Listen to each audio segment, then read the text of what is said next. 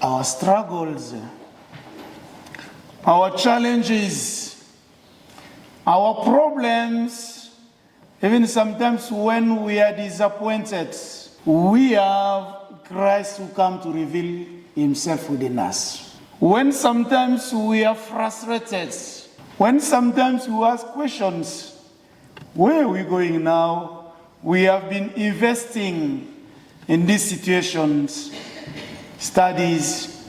We have been investing in this problem or this situation, just the way I've said it, or something, investment in general. I've been doing this so that I may have something back. But later on, it does not work like that. But then we start asking questions. And then sometimes, this is the time we don't even think about God. We are limited and then we think about ourselves. We start doing plans according to our possibilities and then say that this is what I'm supposed to do. If I don't achieve this, if I don't reach this, what can I do? Maybe only plans seems to be not workable. And then this is the time Jesus comes. This is the time God comes and then joins our steps and then walk with us. In the Emmaus story, Jesus does something surprising.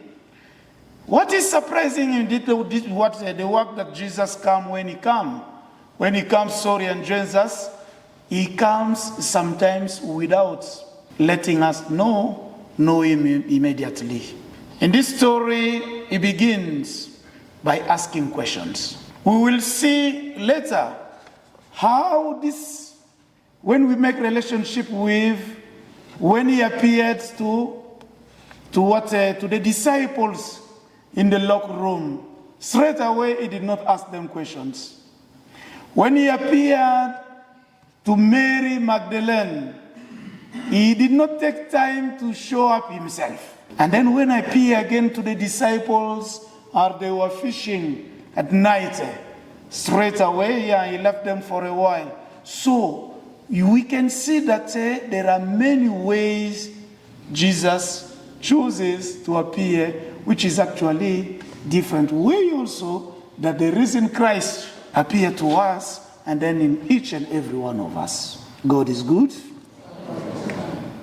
So, starting with this part, and listen to the disciple, he allows them to express their confusion. First of all, to express their confusion, their disappointment, and their limited understanding.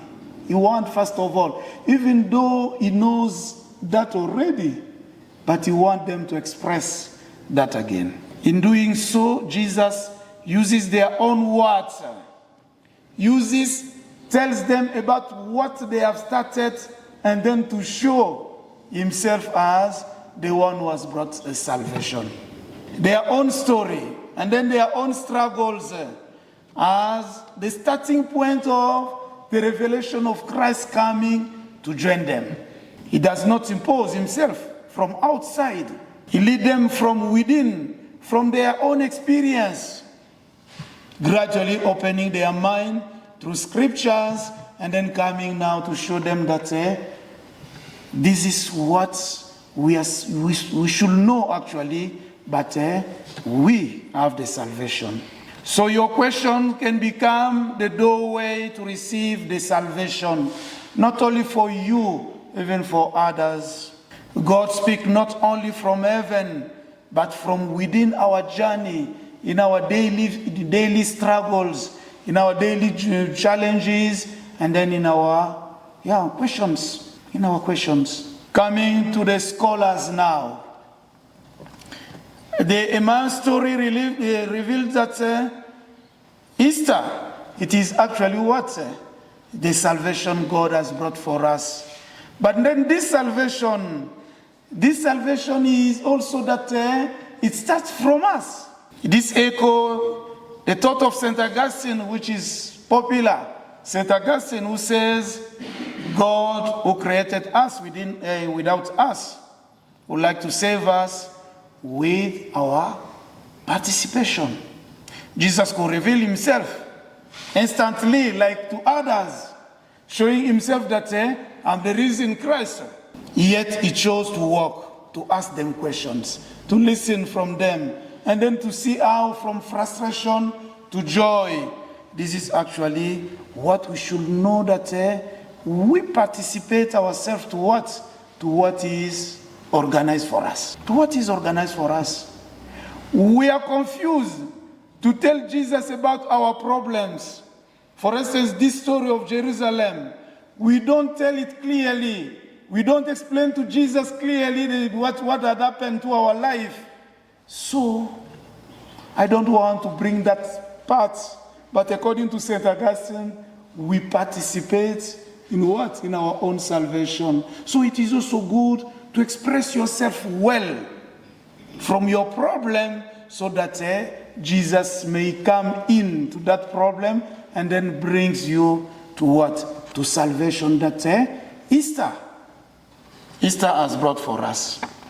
Allowed me to compare shortly with, to compare with some other appearances of Jesus when we start with Mary, or starting first of all with the disciples.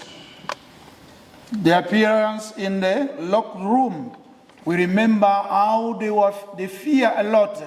Jesus appears clearly and directly to the apostles while they are beyond locked doors, overwhelmed by fear. And then he doesn't do ceremonies or questions, and then tells them straight away that peace be with you. I talk about that. Some circumstances we may be just encounter Jesus, who will just bring us straight away from our situation.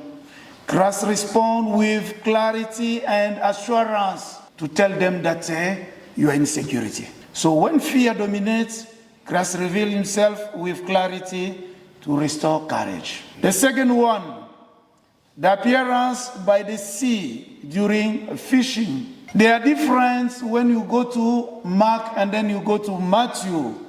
For Matthew, it is a long story. He left them for a while, up to the time that they were working, and then talking with them. Then later on, around morning, and then coming that, do you have something to eat? He started by children.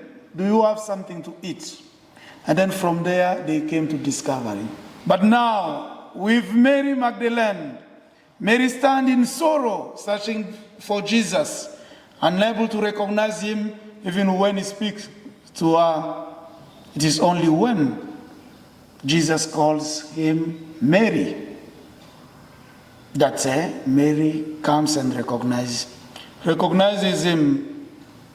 This shows that Christ meets the human heart personally and then knows us by the names. And then recognizes us even when we are,